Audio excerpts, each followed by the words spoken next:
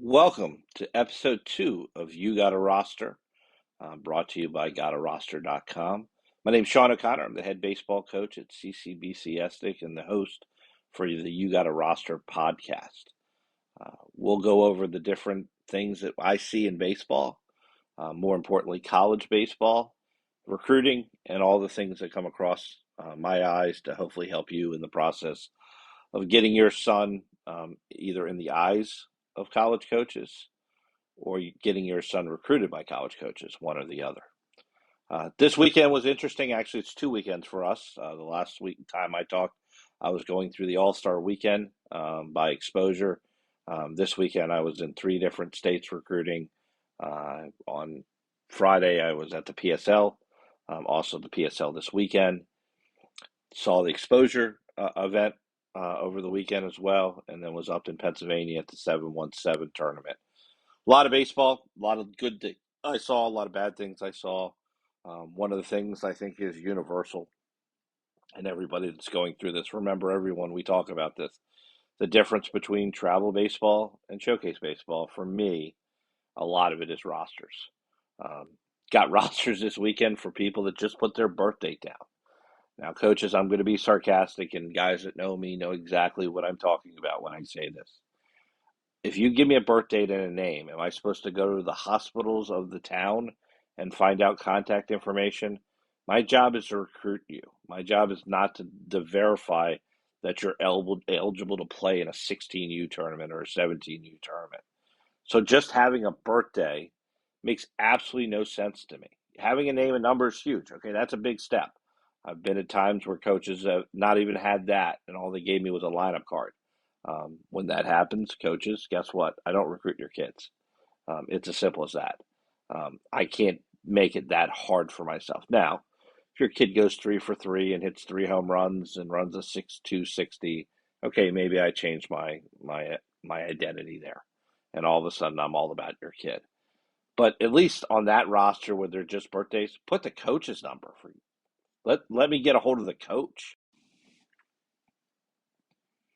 Also, in that same tournament, we had the ability to watch, which I think is crazy at the high school level. Watch guys pitch both days of a tournament.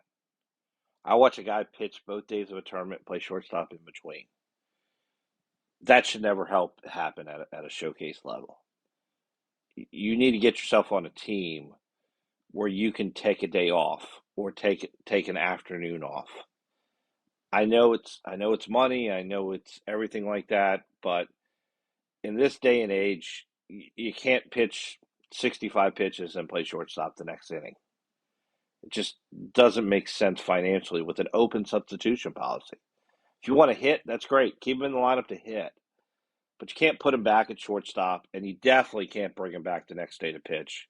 Saw both of those as an example. Really, really sad in some respects because the ball player I watched, I liked a lot. The ball player I watched, I asked the question, does he run well? Is he fast? And the coach told me, oh, yeah, he's really, really fast. And my response to that was, well, I guess he's conserving his energy right now. It's hard to play double headers. There's a reason the big leaguers don't do that. It's hard to throw back to back days. Think about it. At the big league level, those athletes are probably the best trained arms in the world. They're not ready to throw back to back days. It happens occasionally, yes, in the postseason, where somebody might warm up or come back the next day or be there to close or whatever it is. Very rarely, but it does happen. It happens at the college level. I think it's a little crazy when it happens at the college level, but hey, you know what? That super regional is worth a contract. That contract might be worth $10 million to that coach if he wins. That's what that's about. Don't discredit that. It's about my coaching career is about to end, and we're about to retire, and I get a shot at Omaha, or this is the next contract I get after that. And the kids are like, hey, I just want to win. I just want to play. And that's great until you're like me and you're getting close to 50 years old and, your body is just going, what the heck were you doing at 18 years old? Why is it so hard to walk right now? Why do my knees hurt? Why is there crackling sounds in the process? At 18 years old, you're invincible. At 20 years old, you don't think anything can happen. The second you get hurt, that's a major hurdle that you got to get over. It's possible. Yes. Oh, yeah. I've heard so many guys get back stronger with Tommy John. Don't get back stronger with Tommy John. They do exercises that makes their muscles stronger. There's nowhere where you get cut in a surgery and that's actually good for you. Summer teams. Why is there a need for music to be played when you warm up? Now, here's a weird question for you. When you go to the college program you want to go to, Florida, LSU, Maryland, hey, CCB, Essex, whatever that is, our fall games have a total of 5 people there. If we're talking inter squad, there might be nobody there. If you need music or you need scouts in the stands for you to give your best effort, you're probably not going to make it through fall baseball. It's as simple as that. You have to find the inner ability to do what you need to do. Now, if the music's there for the parents, for them to enjoy the day and different things like that, um, okay, maybe I'll buy that. But the music's coming from the dugout. It's not a necessity. I'd rather you talk about baseball and missed cutoff men and making sure the pitcher comes off the mound and backs up a play than worry about what the next music you're going to play in between innings.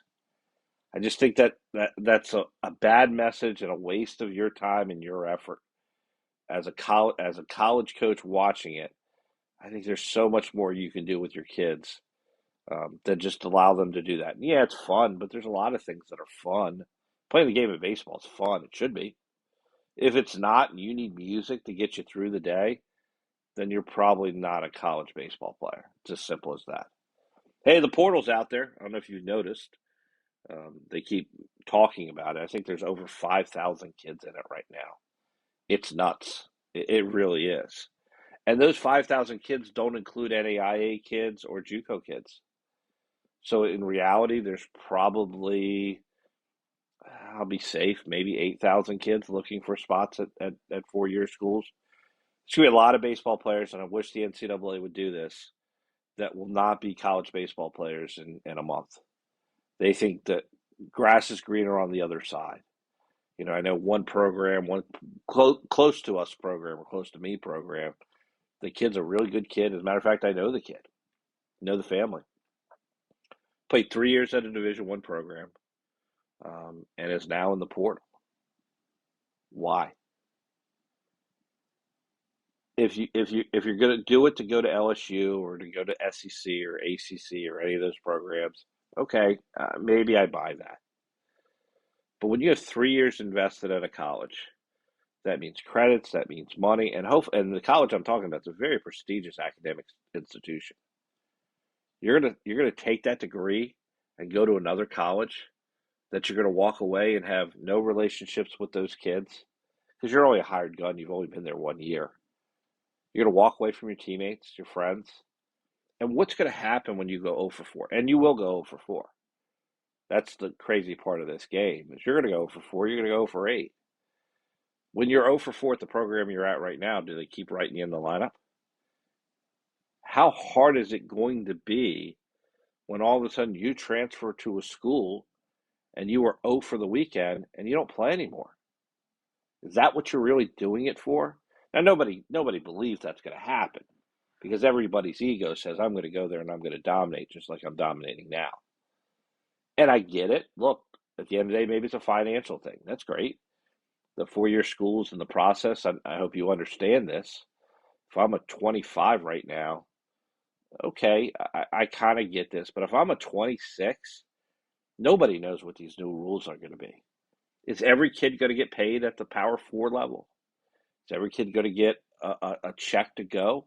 Are they going to get rid of the kid that's just a really good kid from a good program? Maybe he's not. Maybe he's 87, 88, but he's takes no scholarship money. That kid probably goes away at the Power 4 level now because everybody's going to be a full scholarship and people are going to get paid. There's not going to be a need for the walk-on kid that wants to play at such power local school North Carolina, Maryland, Georgia. Those kids they're gonna be able to go after whatever they want. They got the pick of the litter and anything they want to go and where they need to be. So if I'm a 25 or 26, think about it right now. Every college in the country is looking for kids right now in the portal. Well, the portal by default has become Twitter in a lot of worlds. Obviously, I'm representing Gotta Roster on the podcast, and Gotta Roster is a great thing and a great way to centralize your information. As a matter of fact, the showcase that we did this weekend for the PSL, all the numbers are there and in your profile. Hopefully, people are updating their profiles after this to continue on. There's now close to over 50 showcase teams that are on our profile, and close to 45 to 50 colleges that use our system. Not what the system's designed to be. The system's designed to make finding players easier in that. But I'd get on Twitter right now. I'd be posting videos right now because that's where college coaches are looking. They're not coming to watch you play. 10, 15 years ago when I was doing showcase ball, these first two weekends were huge. Obviously, the first weekend you miss people because some people were playing in the NCAA tournament. But the second weekend for our area, unless it was like UVA or maybe VCU at some point had made and made it to a super regional. Maryland had made it to a super regional a couple times. You pretty much had anybody in the Northeast able to come to an event the second week of June. And in our area, you'd lose some kids for the Virginia State playoffs. They had their state championship. Virginia tournament takes forever. Don't get me started on that. But you'd be able to go out, and the college coaches would be able to watch you, and you'd get 2 weeks of that, and then you'd go to Georgia and play in front of, I don't know, 500 coaches, whatever it ended up being, if you happen to play at the complex, or if you had a good following. If you had a good following like we did when I coached, we ended up having the same guys follow us down to Georgia, and they'd watch against good competition, make a decision, probably offer you, and then when you came back to Georgia in the middle of July. You really either had to choose or not choose. I don't know if that model works anymore, or at least that model is that model, I should say, anymore. Use Twitter to your advantage. Post videos up there. Fix your profile on Twitter, guys. Make sure your contact information, your measurables are all on your profile. It's so huge to do that. So maybe those colleges that are looking for those 5,000 kids that are on the portal that happen to show up on Twitter might look at your stuff and follow you. Mention people, mention us, mention Flat Ground Apps. Do your due diligence to make sure when you post those things, you post those things on the back end of your tweet, not on the first end. If you send the tweet at the beginning, it's a private message to that person. You want to send the tweet and add whatever it is in the middle part of it, so it shows up on everybody's profile, that they're able to see that. But this thing should be something you're trying to do because you want to get college's attention. Emails is one way of getting people's attention. Doing questionnaires is one way of getting college's attention. But the reality is you got to understand the handler system. You got to understand that most major colleges that you want to try to drive attention to, there's somebody that's designed to basically look at information and determine that kid's good enough for us to bring up in our recruiting meetings. That's a huge part of what we need to do. This upcoming week for me, I'm in 3 different states, still moving out, trying to find guys. Got a couple of showcases that I'll be doing. Got a roster as a couple showcases that they'll be posting. I think one on Tuesday, or Wednesday, I should say, is what they'll be posting on the site as I record this on Monday morning. Trying to get these once a week out to you guys in the process. Players, remember to update your Gotta Roster profile. Make sure if you go to a PBR event, I think the state games are in Pennsylvania this weekend. Make sure your stuff's going because it's going to help your travel coaches. If they add them to the roster and all of a sudden here they're top 50 or top 5 velocities or 60 times, it makes things a lot easier. It really does. It really does help us get a better snapshot of who you are as a player. Until next week, again, Sean O'Connor for You Got a Roster. Make sure to check out our website, gottaroster.com. And if you want to follow me on Twitter, it's coach_OC on Twitter, or X, I should say. Thanks a lot and have a great weekend.